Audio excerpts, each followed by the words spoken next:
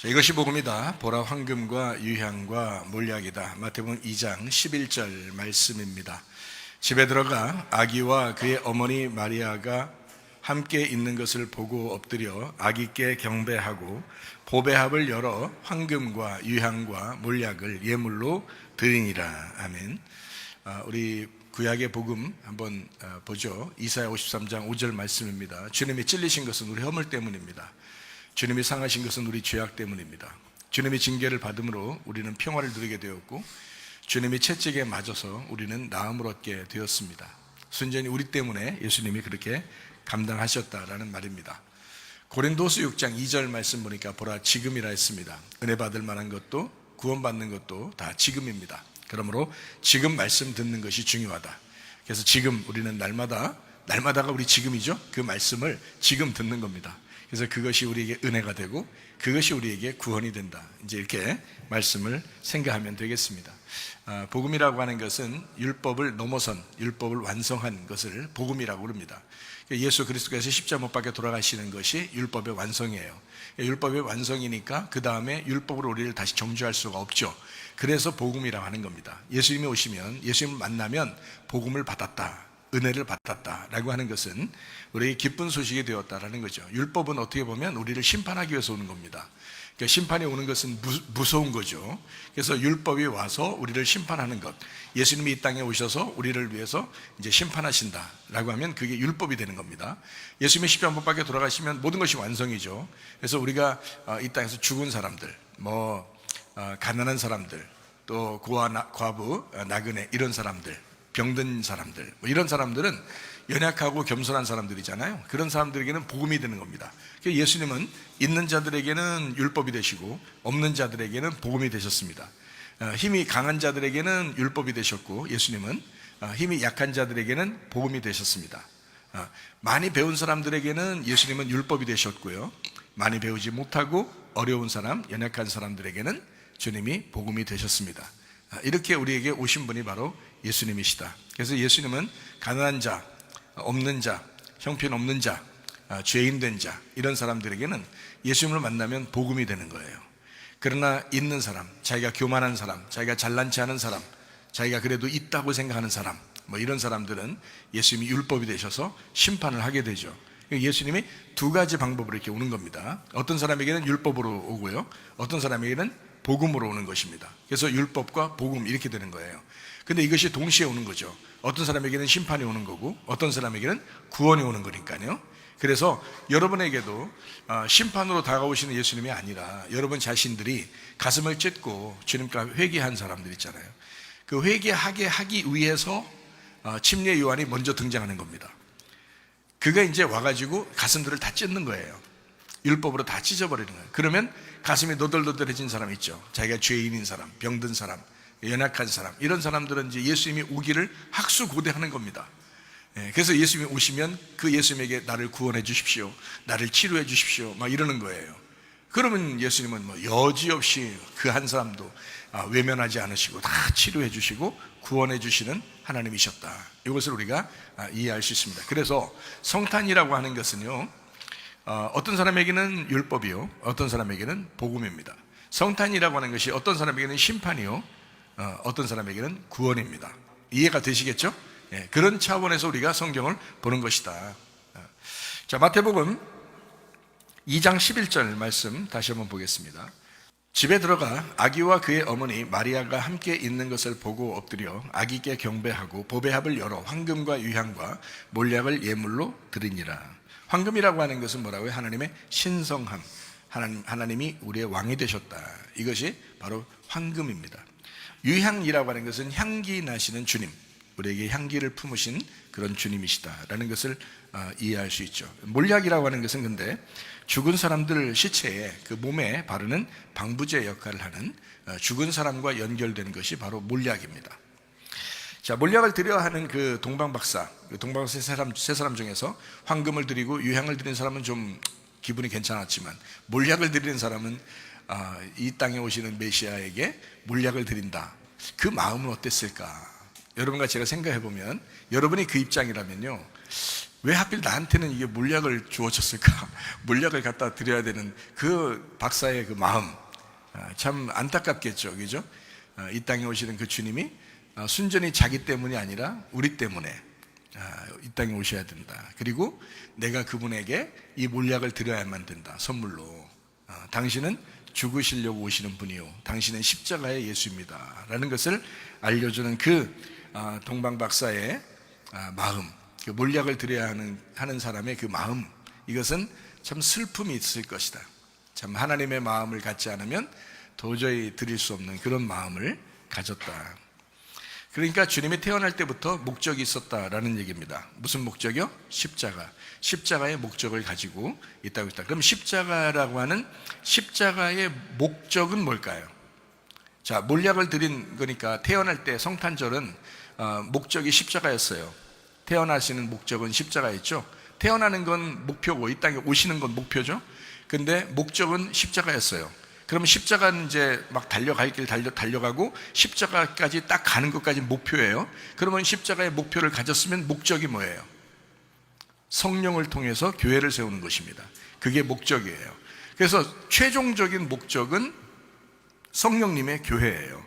그것 때문에 이 땅에 오신 거죠. 자기의 그 죽음이 슬픈 거지만 그럼에도 불구하고 오셔야 되는 것은 성령님에 의해서 교회가 세워지기 때문에 그렇습니다.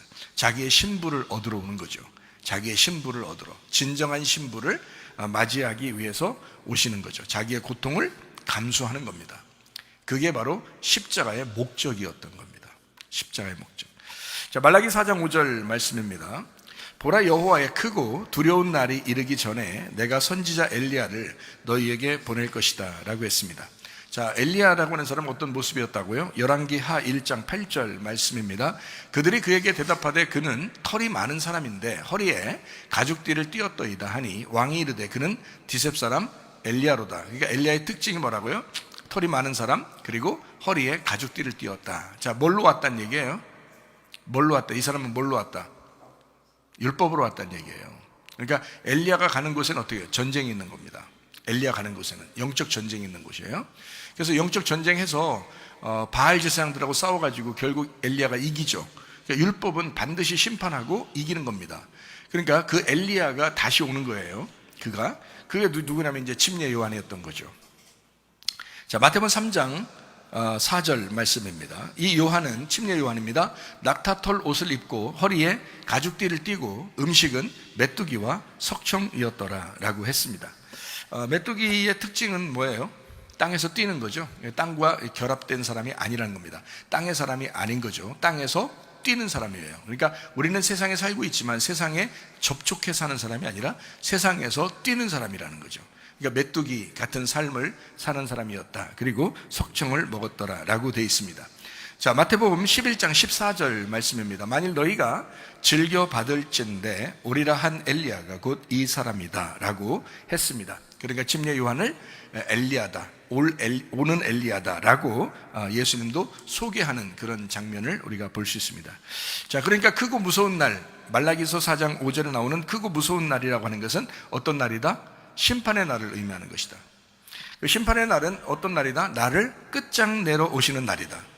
나를 끝장내러 오시는 날이 어떤 날이다? 예수님의 성탄절이다. 자, 무슨 말인지 아시겠죠? 예, 그러니까 크고 무서운 날이 임하기 전에 엘리야가 오는 거고, 크고 무서운 날이 임하기 전에 침례 요한이 오는 거니까 침례 요한이 오고 그 다음에 예수님이 등장하잖아요. 그러면 나를 끝장내시는 날이라는 거죠. 그러니까 예수님의 그 탄생은 그 목적을 가지고 있었다. 어떤 목적? 나를 끝장내는 목적을 가지고 있다. 그러니까 예수님이 십자가 못 박혀 돌아가시는 것이 주님의 목적이죠. 탄생하는 목적이죠. 그 십자가 못 박히는 것은 누구 때문이에요? 나 때문이잖아요. 그러면 결국 내가 죽어야 하는 그 자리에 예수님이 죽기 위해서잖아요. 그러면 결국엔 누가 죽어야 된다는 거예요? 내가 죽어야 된다는 거예요. 예수님은 죽었는데 내가 안 죽었어. 그러면 안 되는 거죠. 예수님이 죽었으면 나도 같이 죽었어야 된다는 거지, 거기에. 그래서 결국에는 나를 끝장내는, 내가 죽어야 하는 날, 그게 예수님의 성탄절이다. 그 목적이 그렇다는 거죠. 십자가의 죽음입니다. 예수님의 성탄절은 십자가의 죽음이었다. 나를 끝장내는, 그리고 내가 끝장나면 우리는 생명의 양식을 먹게 되는데, 생명의 양식, 그 풍성한 날이 바로 성탄절이다. 그래서 성탄절은 우리 기독교인들, 특별히 복음을 가진 사람들에게는 뭐 이런 육신의 양식도 풍부하게 있으면 좋은 거고요. 많이 먹으면 좋은 거죠. 어린아이들이 성탄절 되면 먹을 거 많으니까 기뻐하잖아요. 아무것도 모르고 기뻐하는 거죠. 근데 이제 그 사실을 아는 부모 입장에서는요. 자, 이런 말씀들을 아는 부모 입장에서는 이 날이 얼마나 크고 무서운 날이고 얼마나 이 심판의 날인가를 우리는 알고 그 율법을 알고 복음을 맞이하는 사람들이에요. 그러니까 이걸 안단 말이에요. 그러니까 하나님 마음은 예수님의 그 성탄을 통해서 하나님의 마음은 아주 찢어지시는 날이란 말이에요. 우리에게는 기쁜 날이지만 하늘에는 영광이요 땅에는 평화가 된다. 그러니까 너희들에겐 연합이고 너희들에겐 하나됨이고 너희들에겐 기쁨이지만 그러나 하나님은 무거운 짐을 가진 날이다. 그게 성탄절이다. 이렇게 주님은 알고 있는 거죠. 그러니까 하나님은 그걸 아시니까 마찬가지로 성탄절에 어린아이들은 뭣도 모르고 즐거워하겠죠. 모르니까 그런 거겠죠. 근데 그러니까 그런 음식도 충분히 주면서 하나님의 그 생명의 양식이 얼마나 풍성해야 되는지를 알려주면 좋겠죠. 그리고 그 생명의 양식이 풍성해야 되는 날, 이 날이 왜 이렇게 됐느냐라고 하는 것을 우리는 알고 맞이하는 거죠. 그러니까 우리는 어떤 걸 알고 맞이하는 거예요? 예수님의 그 십자가 때문에, 그 죽음 때문에 우리가 복음을 알게 되었다. 생명의 양식을 먹는 날이 되었다. 우리가 내가 끝장나니까 생명의 양식을 사모하게 되었다. 이런 거죠. 그런 마음의 날, 그런 그 생명의 풍성한 날이다라는 것을 우리가 알 수가 있는 거죠. 이거를 구약에서는 이른 비 늦은 비로 표현을 했습니다. 왕창 비가 내린다. 이래서 이른 비 늦은 비입니다. 그러니까 이른 비 한번 왕창 내리고 늦은 비 한번 비가 왕창 내리는 그 왕창 내리는 날을 이른 비 늦은 비라고 이야기하는 거예요. 그러니까 그게 뭐예요? 그게 생명의 양식이 풍성한 하늘로서 내려오는 그 양식, 그 말씀이 풍성한 날이다. 그거를 주겠다. 그게 두 개의 날이라는 거죠. 그래서 신명기 11장 14절 말씀이 여호와께서 너희의 땅에 이른 비, 늦은 비를 적당한 때에, 이 적당한 때에 내리신다. 이거 말해 딱 알맞게, 다시 말하면 그 시간 맞춰서 내린다는 거예요. 그러니까 예수님이 오실 때 딱 오시는 거고 성령님이 오실 때 오시는 거예요. 딱 그 정해진 거라 이 말이에요. 그렇게 너희가 곡식과 포도주와 기름을 얻을 것이다 라고 했습니다. 생명의 양식이 풍성한 날이 될 것이다. 그날은 무슨 말인지 아시겠죠? 자, 예수님은 무섭고 두려운 날로 이 땅에 임하시는 겁니다. 그렇게 오셔서 나를 찢어버리면, 내가 죽으면 나에게 그 풍성함이 오게 되는 날이다. 그날이 이른 비와 늦은 비다 이거예요. 풍성하게 내리는 비를 통해서 완전히 우리를 작살내고 그리고 나에게 생명의 양식을 풍성하게 주겠다라는 것이 이른 비 늦은 비의 사건입니다. 아주 놀라운 이야기예요. 이거 아주 놀라운 얘기인데 여러분 많이 놀라진 않는 것 같아. 하여튼 놀라운 이야기입니다. 자, 이른 비는 가을에 있고요. 늦은 비는 봄에 있습니다. 그래서 예수님은 가을에 오셨고 그리고 봄에 성령의 충만함이 있는 겁니다. 그래서 예수님의 그 탄생, 이것은요 12월 달 겨울 이런 게 아니고요 사실은 가을입니다. 이거 아마 여러분 지금은 다 알게 됐으니까. 그래서 가을쯤에 오셨고요. 그리고 예수님의 그 십자가 못 박혀 돌아가시는 것이 봄입니다. 그리고 이제 예수님 십자가 못 박혀 돌아가시고 부활하시고 성령님이 임하시잖아요, 그죠? 그게 이제 봄이에요. 그래서요 가을에 예수님 오시고요 봄에 성령님이 오시는 겁니다. 이렇게 오는 걸 이른 비 늦은 비라 한 거예요. 성경에서는 아주 놀라운 이야기입니다. 그거를 시간을 정확하게 맞추어서 오신다. 왜냐하면 구약에는 절기가 이렇게 딱 정해져 있잖아요. 이스라엘 백성들도 그 절기를 정확하게 지켜요. 6월절부터 장막절까지 탁탁탁탁 날짜가 정해져 있거든요. 그거를 오버하지 않고 그거를 탁 미스나지 않고 딱 그대로 이른 비 늦은 비의 시간에 오신다라는 것이 정해져 있어요, 성경에. 그래서 예수님이 오시는 것도 정해져 오는 거고 성령님이 오시는 것도 정해져서 오는 거예요. 그래서 오순절날 성령 충만이 임하는 겁니다. 그게 오순절이에요. 그러니까 결국 보면 이른 비가 늦은 비잖아요. 그러니까 6월절도 오순절도 예수님의 탄생도 장막절도 다 같은 거예요. 그러니까 장막절도 오순절도 6월절도 오순절도 같은 거예요. 성탄도 부활도 장막절도 다 같은 거란 말이에요. 그게 다 하나다. 그래서 성탄절 그리고 성령 충만이 있는 성령 충만의 날, 이것도 다 같은 것이다. 자, 신명기 32장 2절 말씀입니다. 내 교훈은 비처럼 내리고 내 말은 이슬처럼 맺히나니 연한 풀 위에 가는 비 같고 채소 위에 단비 같도다. 가을비, 봄비, 성탄절, 오순절 이런 말입니다. 주의 말씀은 소나기같이 임할 것이다 라는 그런 말이죠. 왕창 임한다. 잔잔하게 율법적으로 이렇게 오시던 그런 이슬 같은 그런 것도 있지만 이른 비 늦은 비로 왕창 예수님이 오시고 성령 충만히 오시고 이렇게 말씀적으로 오신다라는 것을 이야기하는 것입니다. 그러니까 성탄은 십자가의 죽음이었습니다. 그것이 성탄이었습니다. 하나님의 가슴이 찢어지는 날이옵니다. 그날이 성찬입니다.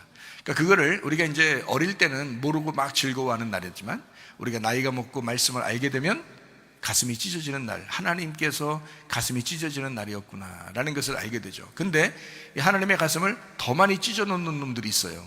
그게 어떤 사람은 이 세상에 성탄절이라고 흥청망청 돌아다니고 노는 사람들, 이게 하나님의 가슴을 달걀게 찢어 다시 찢어놓는 사람들이에요. 그러면 안 된다는 거죠. 이날은 절대적으로 하나님 앞에 예수 그리스도를 기억하면서 예배하는 날이 되셔야 합니다. 그렇게 그 예수님을 기억하는 날, 그 예수님을 기억하고 예배하는 날이 돼야 된다, 이겁니다. 자, 6월절 어린 양 되신 예수님, 오순절 성령 충만한 예수님, 똑같은 거죠. 가장 어두울 때 오는 거죠.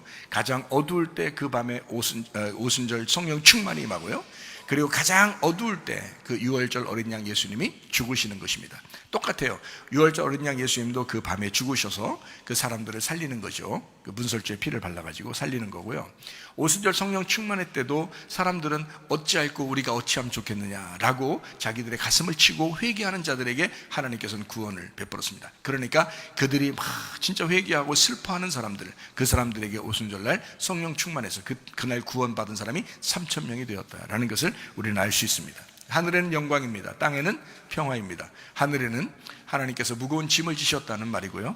이 땅에서는 예수 그리스도 안에서 서로 하나가 되었다, 서로 연합하게 되었다, 드디어 하나 되었다, 서로 사랑하게 되었다라는 그런 말씀입니다. 자, 교만한 내가 여전히 교만하면 겸손하신 예수님하고 늘 전쟁하게 되고 늘 싸우게 됩니다. 그러나 내가 만약에 겸손하게 되면 겸손하신 예수님과 하나가 되는 것입니다. 그 연합하고 하나 되는 평화, 그것이 천국이다. 이걸 에이레네라 이렇게 말합니다. 음란한 내가 거룩하신 하나님하고 하나 되지 못하죠. 그래서 서로 싸우게 되면 이걸 전쟁이라고 그러고요. 이거를 하나님께서는 이 음란한 나를 심판할 수밖에 없는 겁니다. 그러나 내가 만약에 거룩해지면 하나님의 거룩함과 나의 거룩함이 하나가 되죠. 서로 연합하고 천국을 이루죠. 평안합니다. 그것이 바로 에이레네입니다. 그것이 땅에는 평화라는 거죠. 땅에는 평화. 하늘에는 무거운 짐을 졌다. 이유는 뭐냐? 너를 거룩하게 만들려고. 그 하나님의 영광, 그 무거운 짐을 지셨다. 이유는 뭐냐? 너를 겸손하게 만들려고. 그래야 하나님하고 하나 될 수 있으니까. 그러면 우리에게 보험이 되는 것입니다. 그러나 만약에 우리가 하나님과 하나 되지 못하고 교만하고 여전히 음란하게 되면 여전히 전쟁이 있습니다. 심판이 있습니다. 그러면 크고 무서운 날이 우리에게 임하는 것이다, 이런 말입니다. 자, 거짓말하는 내가 진실한 하나님하고 만약에 내가 거짓말 계속한다면 반대가 되고 전쟁하고 싸우게 되죠. 그러나 진실한 하나님하고 내가 진실하게 된다면, 그러면 거짓말하는 내가 패배하고 진실한 내가 돼서 하나님이 진실한 그 진리와 내가 하나가 된다면 이건 연합이요 평안이요 천국입니다. 이거를 에이레네라 이렇게 말씀하는 겁니다. 여러분 어떤 사람 되길 원합니까? 여러분은 여러분 자신이 하나님과 반대가 돼서 사탄처럼 반대가 돼서 하나님하고 여전히 전쟁하고 여전히 싸우고 여러분 승질대로 살고 여러분 뜻대로 살고 여러분 생각대로 사는 그런 사람으로 살겠습니까? 아니면 진짜 하나님의 성품을 닮아 그 하나님과 닮아가는, 그 하나님과 동행하는, 그래서 하나님 앞에 하나님이 거룩하니 나도 거룩하고 하나님께서 진실하니 나도 진실하고 하나님께서 겸손하시니 나도 겸손하게 그렇게 살아가려는 그런 사람들입니까? 어떤 사람으로 살기를 원하십니까? 우리가 주님의 성품을 닮으면 그리스도와 예수와 하나 될 것입니다.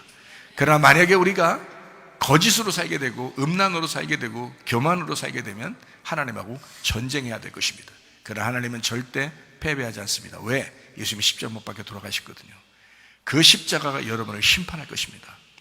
그러면요 크고 무서운 날이 여러분에게 임하게 될 것입니다. 어떻게 말씀을 다시 정리하고 마치도록 하겠습니다.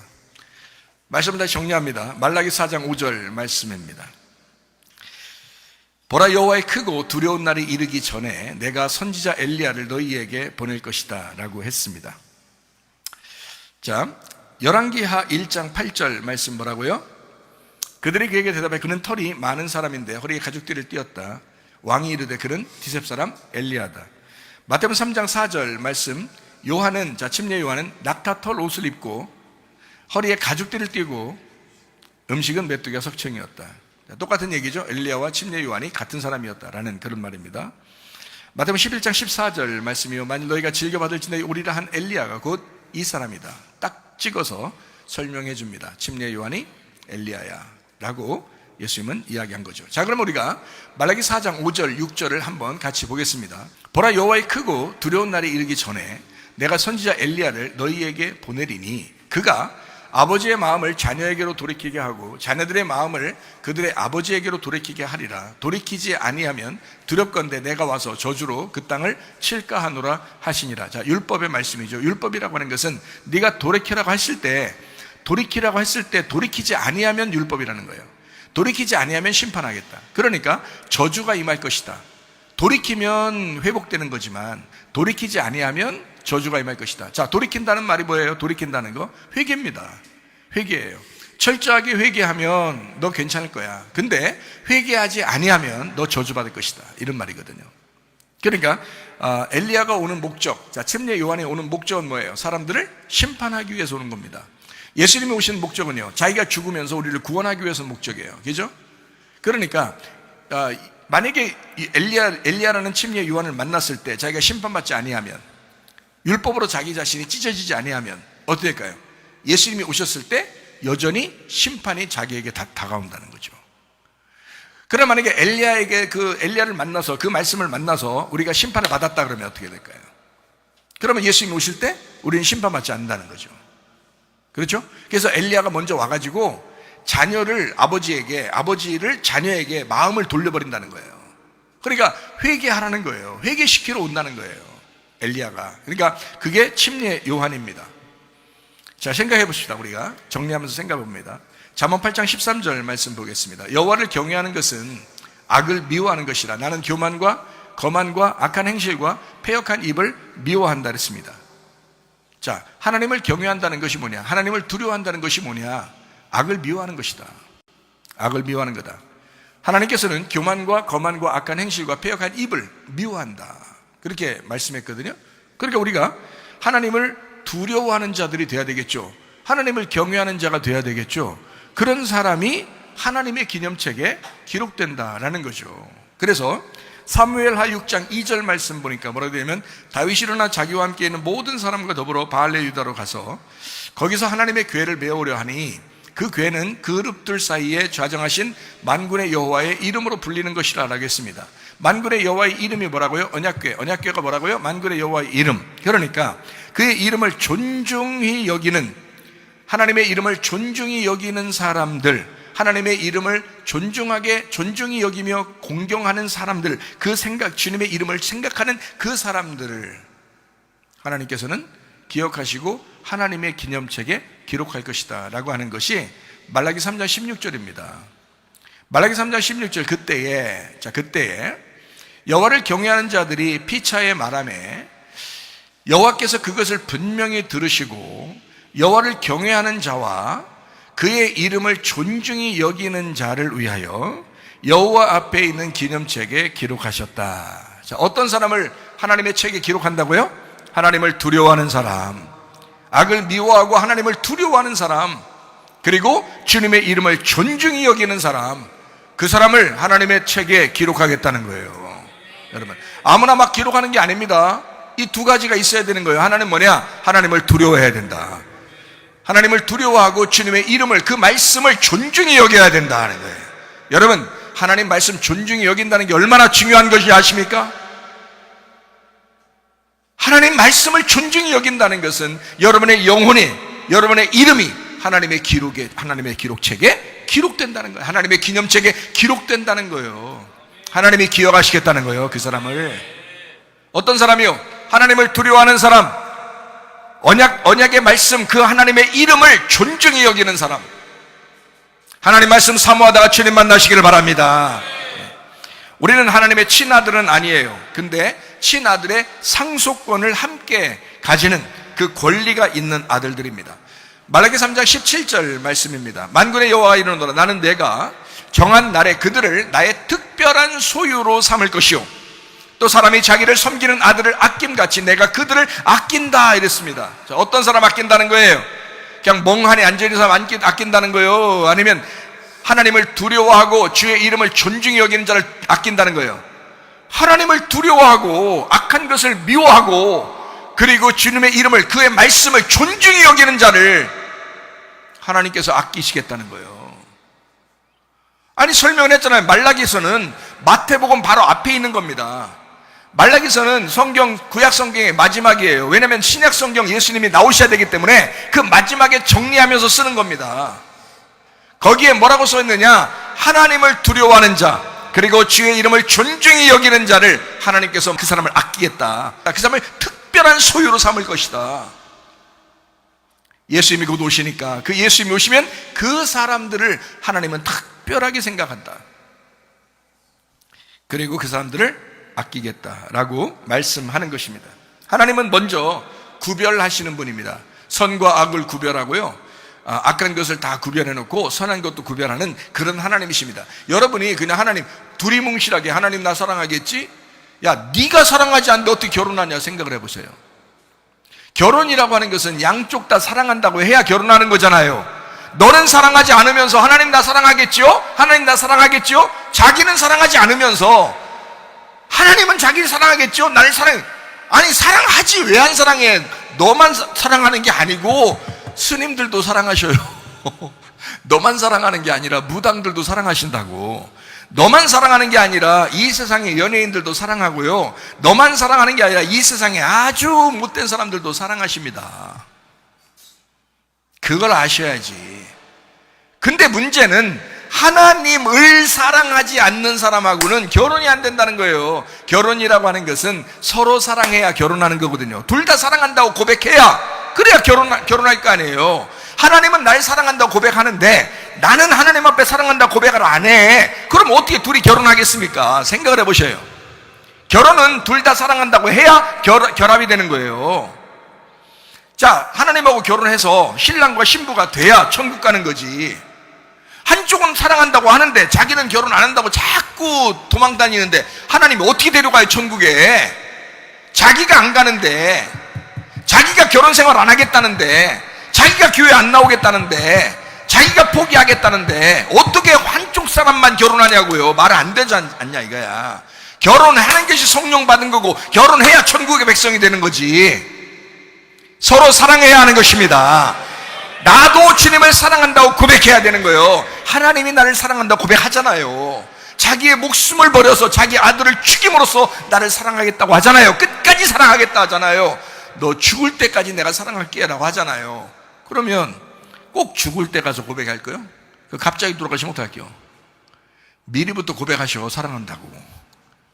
미리부터. 얼마나 감사해요. 미리부터 고백하시는 거야. 주님 내가 사랑합니다. 내가 주님을 놓지 않겠습니다. 주님 사랑하겠습니다. 얼마나 감사하냐 이거예요. 자, 그러니까 하나님은 먼저 우리를 구별하시는 거예요. 그러니까 하나님 쪽으로 마음을 돌리도록 일단 먼저 구별하셔요. 자, 말라기 3장 18절 말씀입니다. 그때 너희가 돌아와서 의인과 악인을 분별하고 하나님을 섬기는 자와 섬기지 아니하는 자를 분별하리라. 자, 먼저 구별하겠다는 겁니다. 선과 악을 구별하겠다는 겁니다. 그리고 난 다음에 하나로 연합시키는 거예요. 하나님은 먼저 갈라냅니다. 그리고 다시 하나가 되도록 만듭니다. 그러니까 여러분, 자식이 있어요. 그러면 자식이 잘못했을 때 부모가 안 혼내고 그냥 없던 일로 하자 이렇게 말합니까? 아니면 혼내고 다시 없던 일로 하자 그래요? 혼내고 없던 일로 하자 그래요. 진짜 아버지면 그렇게 한다는 거죠. 일단 혼내요. 아주 눈물 쏙 빠지게 혼냅니다. 그리고 나서 다시는 그렇게 하지 마라 그러죠. 그렇죠? 그냥 두리뭉실 넘어가는 건 아버지도 아니야. 그렇죠? 성경의 말씀은 그렇게 말씀한단 말이에요. 하나님은 반드시 우리의 아버지시라 반드시 징계하시는 하나님이시다. 반드시 징계하시고 그리고 돌아오라고 하는 거예요. 그리고 하나가 되자. 자, 반드시 분별하시고요, 먼저 구별하고 그 다음에 연합하여 하나가 되자 하는 것이 하나님의 마음입니다. 자, 하나님은 의인과 악인을 구별합니다. 하나님을 섬기는 자와 섬기지 않는 자를 구별합니다. 이렇게 구별을 먼저 하겠다는 것입니다. 여러분 어떤 사람입니까? 여러분 주님을 사랑합니까? 하나님이 여러분을 아낄 만큼 하나님을 두려워하는 그런 마음으로 살아갑니까? 그리고 하나님이 아낄 만큼 주님의 이름을 존중히 여기면서 살아갑니까? 어떤 사람입니까? 하나님 말씀을 정말 사모하는 자들 되셔야 하나님께서 여러분을 아끼시는 사람이 됩니다. 이건 분명합니다. 성경에 써놓고 구별하지도 않고 그냥 무조건 대충 사랑할게 이렇게 하진 않아요. 하나님이 그 대충 사랑하는 건 모든 사람을 다 대충 사랑할 수 있습니다. 하나님은 다 사랑한다 그러잖아요. 다 돌아오기를 바란다잖아요. 그러나 돌아오는 사람은 몇 명 안 된다는 거죠. 하나님을 두려워하는 사람, 주님의 이름을 존중히 여기고 말씀을 사모하는 사람은 몇 명 안 된다는 겁니다. 이게 문제라는 거예요.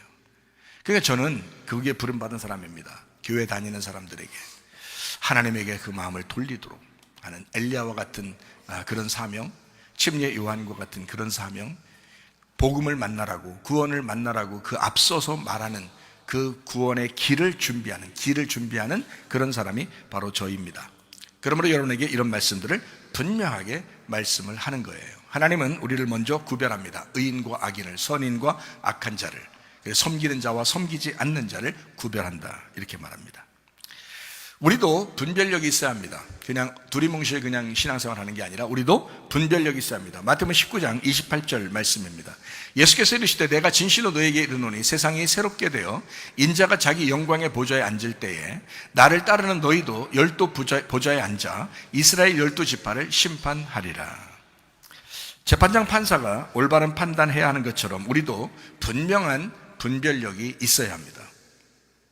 고린도전서 6장 3절 말씀으로 이렇게 되어 있습니다. 우리가 천사를 판단할 것을 너희가 알지 못하느냐? 그러하거든 하물며 세상 일이랴. 우리는 어떤 사람이야? 천사도 심판할 만큼 우리가 그런 권한을 가진 사람이라는 거죠. 그러니 얼마나 분별력을 가지고 살아가야 되느냐? 어떤 사람이 그런 분별력을 했겠어요? 하나님을 두려워하고 악을 떠난 사람, 그리고 하나님의 말씀을 존중히 여기는 사람, 그런 사람들이 분별력을 갖고 살게 될 것이다. 자, 우리 말라기서 4장 1절 말씀을 또 돌아가서 한번 읽어보겠습니다. 만군의 여호와가 이르노라 보라 용광로 불같은 날이 이르리니 교만한 자와 악을 행하는 자는 다 지푸라기 같을 것이라 그 이르는 날에 그들을 살라 그 뿌리와 가지를 남기지 아니할 것이다 라고 했습니다. 무슨 말이에요? 무서운 날이 온다는 얘기입니다. 무서운 날이 올 것이다 이런 말이에요. 자, 생각해봐요. 우리가 이 말씀을 보면 이제 이렇게 막 용광로 같은 날이 올 것이다, 그냥 다 태워버린다, 막 이런 말씀을 보면 어떤 생각이 들어와요? 여러분이 이거는 어떤 날에 이루어질 거라고 생각됩니까? 주님의 재림의 날에 이런 날이 오지 않을까? 이 말은 주님의 재림을 생각하기 쉽습니다. 그렇죠? 근데 우리가 성경을 이제 좀 자세히 보면 좀 이해해야 되는데요. 근데 이 말씀은 여기 말라기 4장 1절에 있는 이 말씀은요, 굉장히 막 용광로 같이 막 불에 태워버리고 아주 심판해버리고 작살내버리겠다 막 이런 이야기인데, 사실은 이 말씀이 예수님의 성탄을 의미하는 겁니다. 예수님의 성탄을. 이제 여러분은 오늘 이제 말씀을 들으면서 이제 아셨겠죠? 야, 말씀이 이런 거였구나 라는 것을 조금 이해가 되죠. 성경을 정확하게 보면 이해가 됩니다. 이 말은 주님의 재림을 얘기하는 게 아니라 주님의 성탄을 의미하는 것입니다. 말라기 4장 2절 말씀이요, 내 이름을 경외하는 너희에게는 공의로운 해가 떠올라서 치료하는 광선을 비추리니 너희가 나가서 외양간에서 나온 송아지같이 뛰리라 라고 했습니다. 하나님을 경외하는 자, 의로운 태양이 떠올라 치유의 능력이 돼서 솟아오를 것이다. 자, 이 말은 어떤 사람에게 임한다? 자, 이거는 주님의 이름을 경외하는 자, 하나님을 두려워하는 자예요. 하나님의 이름을 존중히 여기는 자. 이런 사람 어떻게 했어요? 하나님이 아낀다고 했잖아요. 하나님이 그 사람을 아낀다고 그랬잖아. 그렇죠? 그러면 어떤 식으로 아끼는 거예요? 자, 그렇게 겸손하고 낮아진 사람은 하나님이 어떤 식으로 아낄 수 있을까? 자, 내가 죽을 것 같아요, 나는 죄인이에요, 나는 진짜 힘들어요, 이런 사람에게 누가 오신다고요? 예수님이 오시면 그 사람에게 복음이 된다고 했잖아요. 그런데 만약에 하나님을 계속 대적하고 자기가 의롭다고 그러고 자기는 좀 있다고 그러고 자기는 교만하고 막 많이 배웠다고 그러고 자기는 잘났다고 그러고 이런 사람도 어떻게 해요? 하나님이 오시면 완전히 부셔버리겠다는 거 아니에요. 그렇죠? 그러니까 이 두 가지가 똑같이 같이 나오는 게 예수님 오실 때라는 거예요. 예수님이 성탄하시면, 예수님의 거룩한 탄생을 성탄하시면 이런 일이 벌어진다. 악한 자들에게는 막 심판으로 다가와서 용광로처럼 완전히 태워버리는 날이 될 것이고, 어떤 사람에게는 막 진짜 의로운 태양이 떠오르듯이 막 치료하는 광선을 막 비칠 것이다. 이런 얘기예요. 이게 바로 예수님의 성탄을 의미하는 겁니다. 자, 예수님이 예수라는 이름이 어떤 단어예요? 구원자라는 단어입니다. 이게 치료자라는 단어입니다. 회복자라는 단어입니다. 예수가 오면 의로운 태양과 같이 막 떠올라서 막 솟아올라, 그리고 그들을 치료하는 광선이 될 것이다 라고 하는 것이 예수님을 이야기하는 거거든요. 예수님. 무슨 말인지 여기 말라기서를 이제 우리가 보니까 좀 이해가 되시겠죠, 그죠? 좀 우리가 좀 더 설명을 더 하겠습니다. 시편 37편 6절 말씀입니다. 내 의를 빛같이 나타내시며 내 공의를 정오의 빛같이 하시리로다. 자, 뭐예요? 주님입니다. 예수님이에요. 예수님에 대한 이야기를 하시는 겁니다. 의로운 예수님, 빛으로 오시는 예수님, 이걸 얘기하는 겁니다. 자, 그러면 우리가 말라기서를 또 한번 돌아가서 말라기 4장 3절을 한번 읽도록 하겠습니다. 또 너희가 악인을 밟을 것이니 그들이 내가 정한 날에 너희의 발바닥 밑에 재와 같으리라. 만군의 여호와의 말이니라. 악인을 짓밟으러 오시는 분이 누구라고요? 예수님이시라고요. 그러면 악인을 짓밟으니까 그 악인들에게는 예수님이 뭐 이렇게 좋으신 예수님이겠어요? 무서운 예수님이겠어요? 무서운 예수님이 되는 거죠. 그러니까 주님의 무서운 날이 임하기 전에 누가 오겠다 그랬어요? 무서운 날이 임하기 전에 누가 오겠다 그랬어요? 엘리야가 오겠다 그랬잖아요. 말라기 4장 5절 6절 말씀 금방 잊어버리신 건 아니죠. 적어도 보라, 여호와의 크고 두려운 날이 이르기 전에, 자, 크고 두려운 날이 이르기 전에 내가 선지자 엘리야를 너희에게 보낸다 그랬잖아요. 그러면 아버지의 마음을 자녀에게, 자녀의 마음을 아버지에게 돌이키게 만든다는 거예요. 회복시키겠다는 겁니다. 그렇죠? 먼저 뭐가 와야 된다? 율법이 와야 된다. 율법의 심판이 먼저 와야 된다. 그래서 예수님이라는 복음이 오기 전에, 그 치료자, 구원자, 회복자 예수님이 오시기 전에 먼저 엘리야가 찾아오게 된다. 먼저 침례 요한이 와야 된다, 이런 말이죠. 왜? 너를 찢기 위해서. 너를 찢어야, 그래야 예수님을 만나니까, 이런 얘기거든요. 자, 보세요. 그가 오면 아버지의 마음을 자식에게, 자식의 마음을 아버지에게 돌이켜 뭐 하라고? 어떻게 해야 된다고? 돌이키면 어떻게 된다고요? 땅이 저주받지 않도록 하게 하려고. 이미 예수님 오시기 전에 땅은 저주받았어요, 안 받았어요? 저주받았지. 왜냐하면 아담과 하와가 선악과를 먹었잖아요. 그리고 땅이 저주를 받았잖아. 그죠? 그리고 뱀도 저주를 받았잖아. 그러니까 이미 땅이 저주받은 상태란 말이에요. 그게 누구를 가리키는 거야? 우리들을 말하는 거야. 우리들이 이미 저주 가운데 있는 거예요. 근데 예수님이 오셔가지고 우리 이 땅이 저주받지 않도록 우리를 회복시키겠다는 겁니다. 어떻게? 우리의 마음을 아버지에게, 아버지의 마음을 우리에게 돌려서 여기서 연합시키겠다는 거야. 그러면 땅이 저주받지 않도록 만들겠다. 이게 말라기서 4장 5절 6절의 말씀이란 말이에요. 무슨 말인지 이해가 되시겠죠? 여기서 무슨 말인가, 그죠? 자, 그러면 마지막 때 엘리야가 침례 요한이라는 것은 우리가 마태복음 3장 4절에 보니까 엘리야의 모습과 침례 요한의 모습이 똑같았다. 마태복음 11장 14절의 말씀에 보니까 오리라 한 엘리야가 바로 침례 요한이다 라고 했습니다. 그럼 이 사람은 뭐 하는 사람들이에요? 주님의 길을 안내하는 요한이라는 거죠. 주님의 길을 안내, 주님의 길은 아니에요, 이 사람이. 주님의 길을 안내해 주는 사람이란 말이에요. 안내자라는 거죠. 마치 지금으로 말하면 말씀을 증거하는 목회자와 같은 사람들입니다. 목회자가 먼저 말씀을 증거해서 길을 안내해 주는 거예요. 누구 만나라고? 복음이라는 예수님 만나라고 먼저 율법이 오는 거예요. 그러니까 나도 여러분에게 침례 요한과 같은 그런 사람에 불과하다는 거죠. 엘리야와 같은 사람에 불과하다는 거죠. 예수님 만나게 하려고 하는 거니까 그 앞에 먼저 와서 말씀을 증거하는 거죠. 누구 만나려고? 예수님 만나게 하려고.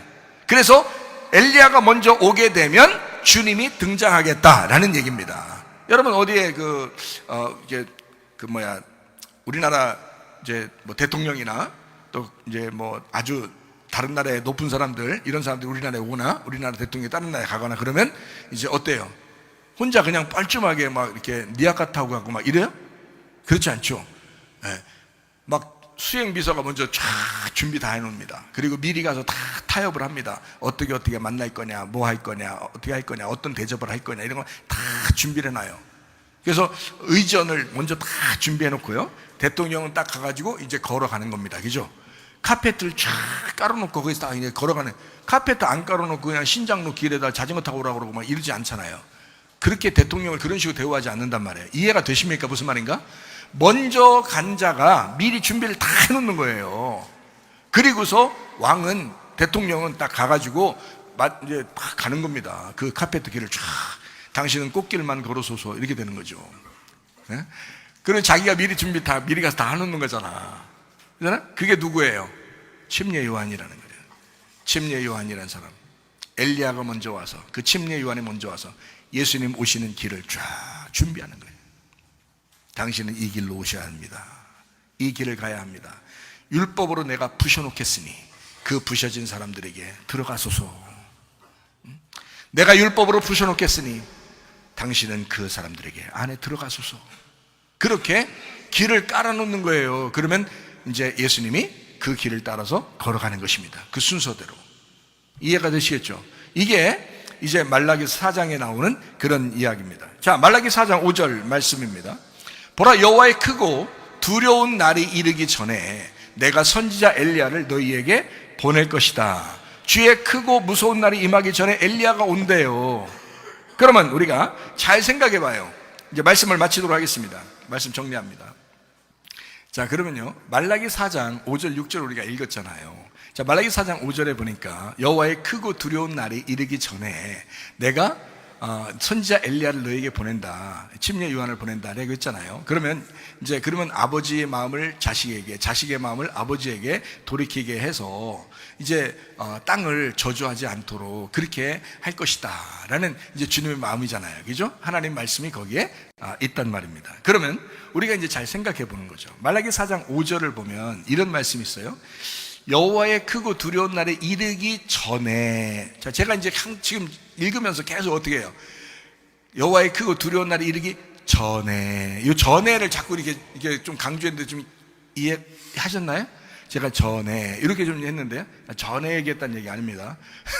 전에 얘기했다 그런 말이 아니라 보라, 여호와의 크고 두려운 날에 이르기 전에 이렇게 얘기했단 말이에요. 요거를 잘 생각해 보란 말이에요.